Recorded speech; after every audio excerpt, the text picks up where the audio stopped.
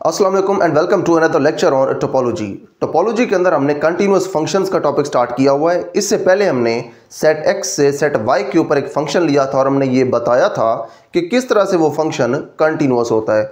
अब हमने continuous functions की एक लोकल प्रॉपर्टी देखनी है जिसके अंदर हम सेट x के सिर्फ एक पॉइंट के ऊपर ये बताते हैं कि उस पॉइंट के ऊपर हमारा फंक्शन किस वक्त कंटीन्यूअस होगा। तो इसे हम कहते हैं कंटिन्यूटी एट ए पॉइंट। तो यहाँ पे हमारे पास कंटिन्यूटी एट ए पॉइंट की डेफिनेशन है, a function f from x to y is continuous. अब देखें अगेन फंक्शन हमारा x से y के ऊपर है। x के ऊपर एक टोपोलॉजी होगी, एक टोपोलॉजी सेट y के ऊपर होगी और इन दोनों के ऊपर हमारे पास एक फंक्शन डिफाइंड है। तो यहाँ पे हमें ये बताया हुआ है function f from x to y is continuous at p belonging to x। हमारे पास जो पहला सेट x है इसका हमने कोई पॉइंट लेना है पहले सेट का। पहले सेट का जब हम कोई पॉइंट p लेंगे x का, उस p के ऊपर हमारा फंक्शन कंटिन्यूअस होगा if and only if the inverse image of every neighbourhood of f of p is a neighbourhood of p। अब देखें जो p है ये तो x का कोई पॉइंट है और जो f ऑफ p है ये इमेज है p का अंडर द फंक्शन f। अब हमें ये बताया हुआ है कि जो फंक्शन है ये p के ऊपर उस वक्त कंटिन्यूअस होगा अगर f ऑफ p का जो भी नेबरहुड हो उस नेबरहुड का जब आप इनवर्स फाइंड करें तो वो p का नेबरहुड आए, उस केस के अंदर आपका जो फंक्शन है वो p के ऊपर कंटिन्यूअस होगा। इसको अगर हम सिंपल वर्ड्स के अंदर बयान करें तो वो इस तरह से है कि आपके पास जो फंक्शन f है वो पॉइंट p के ऊपर उस वक्त कंटिन्यूअस होगा अगर आप p का इमेज लें जो कि f ऑफ p होगा। f ऑफ p के जितने भी नेबरहुड्स होंगे उन सारे नेबरहुड्स के आप इन्वर्सेस फाइंड करें तो उनके इन्वर्सेस p के नेबरहुड्स होने चाहिए। उस केस के अंदर आपका फंक्शन f जो है ये p के ऊपर कंटिन्यूअस होगा। इसको हम ड्रा करके भी देख सकते हैं। फॉर एग्जांपल यहाँ पे आपके पास सेट x है, यहाँ पे आपके पास सेट y है और x से y के ऊपर एक फंक्शन f डिफाइंड है। उसके बाद फॉर एग्जांपल यहाँ पे हमारे पास एक पॉइंट p है। इस p का फॉर एग्जांपल यहाँ पे एक इमेज बनता है अंडर f जो कि f ऑफ p कहलाता है। अब ये जो फंक्शन f है जो कि x से y के ऊपर डिफाइन है ये p के ऊपर उस वक्त कंटिन्यूअस होगा अगर इसका जो इमेज है f ऑफ p इसके जितने भी नेबरहुड्स होंगे उन सारे नेबरहुड्स के आप अगर इन्वर्सेस फाइंड करें तो वो p के नेबरहुड्स बन जाए, उस केस के अंदर f कंटिन्यूअस होगा। फॉर एग्जांपल जो f ऑफ p है इसका एक नेबरहुड बनता है n। हम यहाँ पे नेबरहुड को रिवाइज भी कर लेते हैं जो कि हमने पहले टोपोलॉजी के अंदर पढ़ा हुआ है। फॉर एग्जांपल हमारे पास f ऑफ p जो है ये एक पॉइंट है टोपोलॉजिकल स्पेस y के अंदर और इस f ऑफ p का एक नेबरहुड है हमारे पास n। अब ये जो n है ये उस वक्त f ऑफ p का नेबरहुड बनेगा अगर f ऑफ p किसी ओपन सेट g में बिलोंग करे और वो ओपन सेट g आगे जाके कंटेन कर ले सेट n के अंदर, तो उस वक्त जो सेट n है ये नेबरहुड बन जाएगा f ऑफ p का। अब ये जो g है ये लाजमी तौर पे सेट y का मेंबर होना चाहिए, तो ऊपर हम यहाँ पे मेंशन कर देते हैं कि ये y का मेंबर है और ये ओपन सेट होना चाहिए लाजमी तौर पे। g एक ओपन सेट है और g जो है अपने अंदर f ऑफ p को कंटेन करता है और जो f ऑफ p है ये g में कंटेन होने के बाद उसके बाद n में कंटेन होता है। तो इस तरह से जो n है ये नेबरहुड है f ऑफ p का। अब कंटिन्यूअस फंक्शन की ये कंडीशन है कि जो आपके पास f ऑफ p का नेबरहुड है इस नेबरहुड का अगर आप इन्वर्स फाइंड करें f इन्वर्स ऑफ n तो उसके बाद ये जो इसका इन्वर्स है ये p का नेबरहुड होना चाहिए। ठीक है, ये जो p x का मेंबर है उसका ये नेबरहुड होना चाहिए। p का अगर ये नेबरहुड है तो उसके लिए जो p है इसको पहले बिलोंग करना पड़ेगा किसी ओपन सेट h के अंदर और फिर ये ओपन सेट h कंटेन करेगा इस इन्वर्स ऑफ n के अंदर। ये जो ओपन सेट h है ये मेंबर है x की टोपोलॉजी का। ठीक है जी, इसका मतलब x का ये ओपन सेट है। तो हम यहाँ पे देख सकते हैं कि जो f ऑफ p है इसका नेबरहुड था n, उसका जब हमने इन्वर्स लिया है तो वो p का नेबरहुड आ गया है। तो इस केस के अंदर हमारे पास जो फंक्शन f है ये कंटिन्यूअस है eight point p।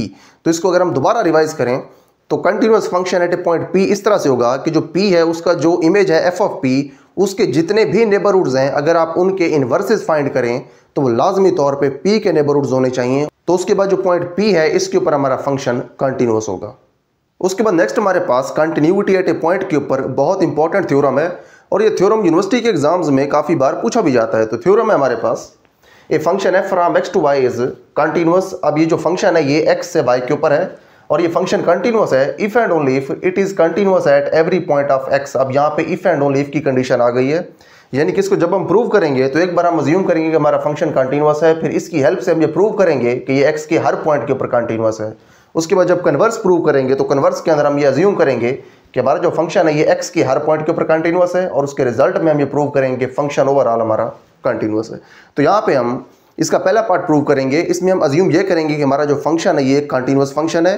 Continuous function का ये मतलब है कि आपके पास जो दूसरा सेट y है इसकी टोपोलॉजी के जो ओपन सेट्स हैं उनके इन्वर्सेस x की टोपोलॉजी के ओपन सेट्स होंगे, या फिर y के ओपन सेट्स के इन्वर्सेस x के ओपन सेट्स आएंगे।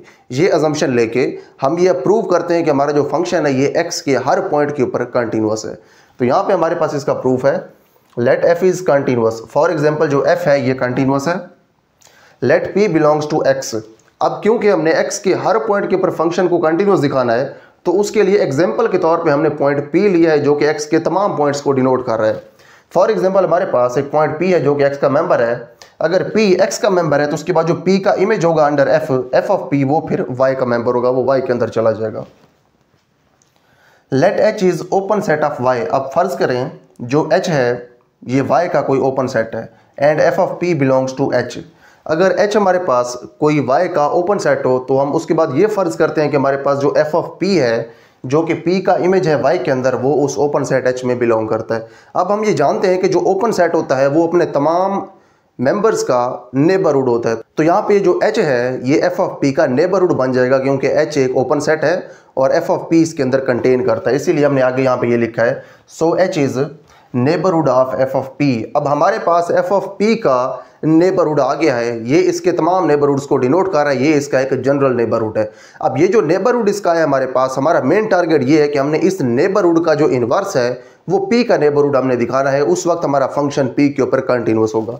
तो आगे इसको हम प्रोसीड करते हैं एज f इज़ कंटिन्यूस। अब ये जो कंटिन्यूस होना है इसका, इस कंडीशन को हम अब यहाँ पे अपने प्रूफ के अंदर यूज़ करेंगे एज f इज़ कंटिन्यूस, क्योंकि f एक कंटिन्यूस फंक्शन है। सो f inverse of h is open set of x। अब क्योंकि आपके पास जो h था ये y के अंदर ओपन था तो इसका जो इन्वर्स होगा ये अब x के अंदर ओपन होगा, क्योंकि हमारा फंक्शन कंटिन्यूस है। ये कंटिन्यूस फंक्शन की डेफिनेशन हमें बता रही है। अब ये क्योंकि x के अंदर ओपन है तो इसीलिए हम आगे इसके बारे में लिखते हैं and p belongs to f inverse of h। अब क्योंकि जो f ऑफ p था वो h के अंदर बिलोंग कर रहा था तो जो p है ये h के इन्वर्स में बिलोंग करेगा। ठीक है, जो p है ये f ऑफ p का प्री इमेज है और जो f इनवर्स ऑफ h है ये h का प्री इमेज है। क्योंकि f ऑफ p बिलोंग कर रहा है h के अंदर तो इसका प्री इमेज बिलोंग करेगा इसके प्री इमेज के अंदर, इसीलिए हमने आगे ये लिखा है कि p belongs to pre image of h। So f inverse of h is neighbourhood of p। अब यहाँ पे जो f इनवर्स ऑफ h है ये p का नेबरहुड है। ये p का नेबरहुड इसलिए बन रहा है कि जो f इनवर्स ऑफ h है ये x के अंदर ओपन है और जो p है ये इसके अंदर बिलोंग कर रहा है। तो हम ये जानते हैं कि जो ओपन सेट्स होते हैं वो इसीलिए ओपन होते हैं कि वो अपने तमाम मेंबर्स के नेबरहुड्स होते हैं। तो यहाँ पे हमने क्योंकि ये लिखा है कि जो p है ये इसमें बिलोंग कर रहा है और ये खुद जो है ये ओपन है, जैसे कि यहाँ पे हमने लिखा था सो f inverse of h is open set of x।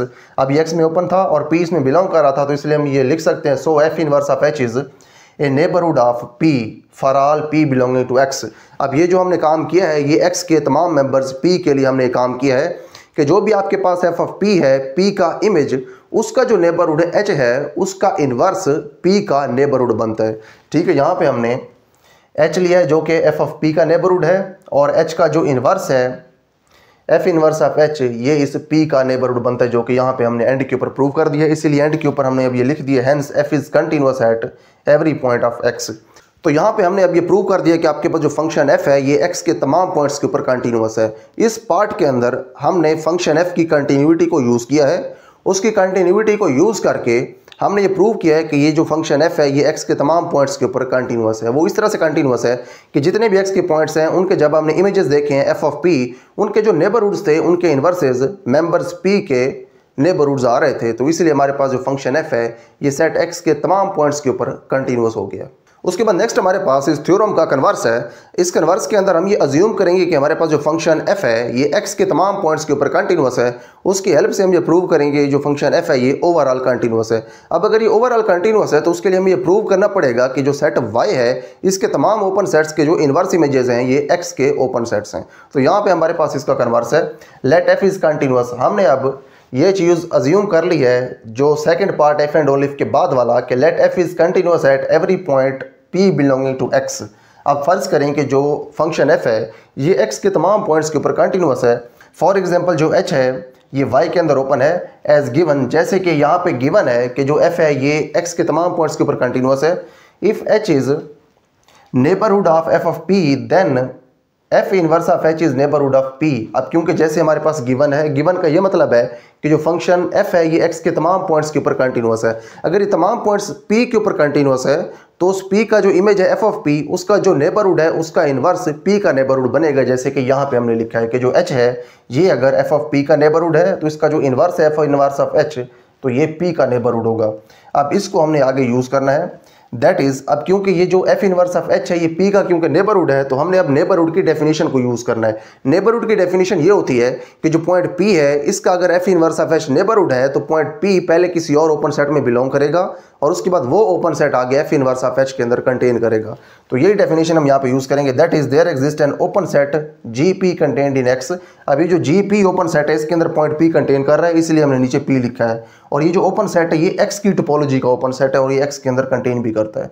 Such that अब यहाँ पे हमने नेबरहुड की डेफिनेशन को यूज़ किया है, क्योंकि जो एफ इनवर्स ऑफ एच है ये पी का नेबरहुड है, तो जो पॉइंट पी है ये पहले जी पी के अंदर बिलोंग कर रहा है और फिर जी पी कंटेन कर रहा है एफ इनवर्स ऑफ एच के अंदर for all p belonging to f inverse of h. अब यहाँ पे जो हमने फॉर ऑल का वर्ड यूज़ किया है वो इसलिए हमने यूज़ किया है कि आपके पास जो फंक्शन एफ है ये सेट एक्स के तमाम पॉइंट्स पी के ऊपर कंटिन्यूअस है, इसीलिए एफ इनवर्स ऑफ एच के अंदर जो भी पॉइंट्स पी होंगे सब के लिए हमें ये कंडीशन होल्ड की हुई मिलेगी।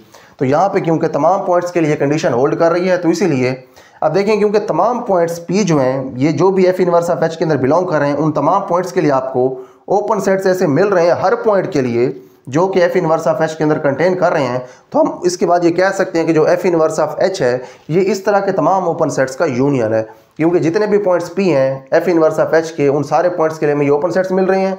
इसी कंडीशन को यूज़ करके हम आगे ये एक्सप्रेशन लिख सकते हैं, so F inverse of H is equal to union of these open sets. अब ये किस तरह के ओपन सेट्स हैं? ये ऐसे ओपन सेट्स हैं जिनके लिए जो पॉइंट पी है ये एफ इनवर्स ऑफ एच के अंदर बिलोंग कर रहा है। ठीक है, एफ इनवर्स ऑफ एच के अंदर पी जो है वो बिलोंग कर रहा है, यानी कि जितने भी पी हैं एफ इनवर्स ऑफ एच के मेंबर्स या उसके एलिमेंट्स, उन तमाम एलिमेंट्स के लिए आपके पास ओपन सेट्स जी पी मौजूद हैं। उन ओपन सेट्स जी पी का जब आप यूनियन लेते हैं तो आपके पास set F inverse of H आता है, जो कि यहाँ पे हमारे पास लिखा हुआ है। अब ये जो यूनियन है ये आप देखें कि ये किस चीज़ का यूनियन है, ये जी पी सेट्स का यूनियन है। ये जी पी है, ये क्या है? ये ओपन सेट्स हैं, जो कि यहाँ पे हमने पहले बता दिया है कि ओपन सेट जी पी, ये जी पी सारे ओपन सेट्स हैं।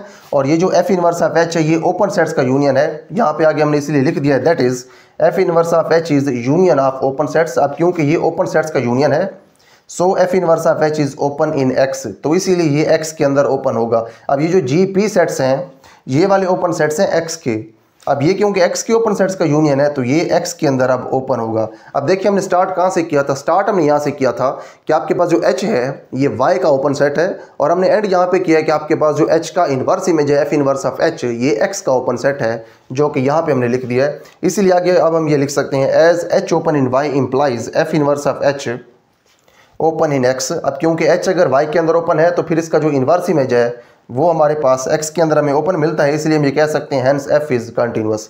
अब देखें कंटिन्यूअस फंक्शन की हमने यहाँ पे डेफिनेशन यूज़ की है, वो इस तरह से हमने यूज़ किया है कि हमने y का ओपन सेट h लिया है, उस ओपन सेट h का हमने इन्वर्स इमेज फाइंड किया जो कि f इन्वर्स ऑफ h है और वो x के अंदर ओपन निकल आया है। और ये जो कंडीशन है ये सेट y के तमाम ओपन सेट्स h के लिए होल्ड करती है, इसलिए हम ये कह सकते हैं कि हमारे पास जो फंक्शन f है ये ओवरऑल कंटिन्यूअस है। तो यहाँ पे हमारे पास इस थ्योरम का कन्वर्स भी प्रूव हो गया है। यहाँ पे हमने ये अज्यूम किया है कि हमारे पास जो फंक्शन f है ये सेट x के तमाम पॉइंट्स के ऊपर कंटिन्यूअस है, और उसकी हेल्प से हमने ये प्रूव कर दिया है कि हमारा जो फंक्शन है ये ओवरऑल कंटिन्यूअस फंक्शन है। तो इस लेक्चर के लिए इतना ही। See you in the next video with some other very important topic on topology.